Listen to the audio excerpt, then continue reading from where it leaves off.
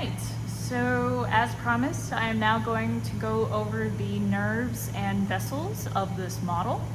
That is the lower limb.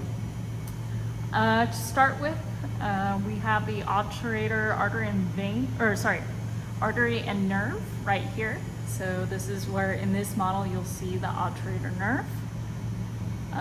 The only location that I know of thus far. The other major nerve you need to know is the femoral nerve, and that starts up here, runs down, and travels down through the thigh. The other major one, of course, is the sciatic. This starts up here, just on the piriformis, and travels down, and then gives off several important branches. So the first branch that continues running straight down, that is your tibial nerve. So that's this nerve running all the way down. And then back up here, this branching, this is giving off the common fibular nerve, which indicates there will be 2 more branching fibular nerves soon. So this travels down and around. It's going to travel around the head of the fibula right here. And deep in the tissue, give off 2 branches. One of these branches, that's your superficial fibular nerve right here, and that's traveling out from between these muscles. This again is your flexor digitorum longus muscle.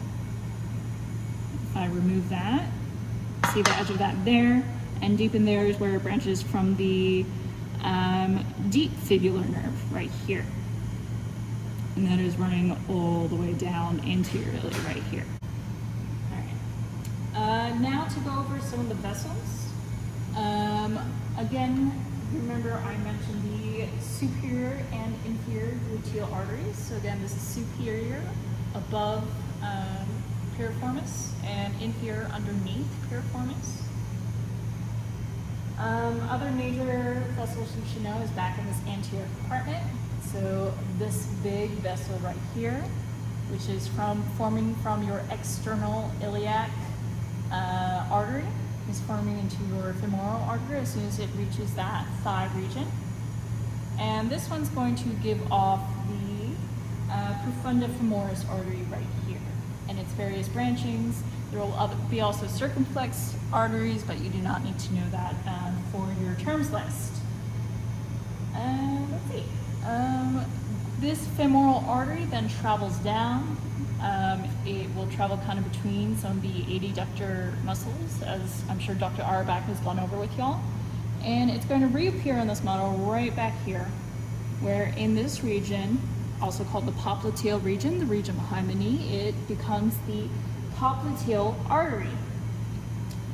So this popliteal artery gives off important arteries that go around the popliteal region. That is your superior genicular arteries on this side, and the left and right inferior genicular arteries right here.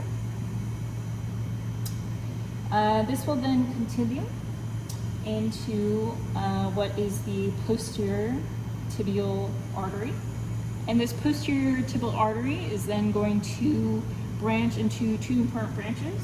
The first one, the superior-most branch, is the anterior tibial artery, and that is going to move, as the name suggests, between these muscles and bones to the anterior compartment.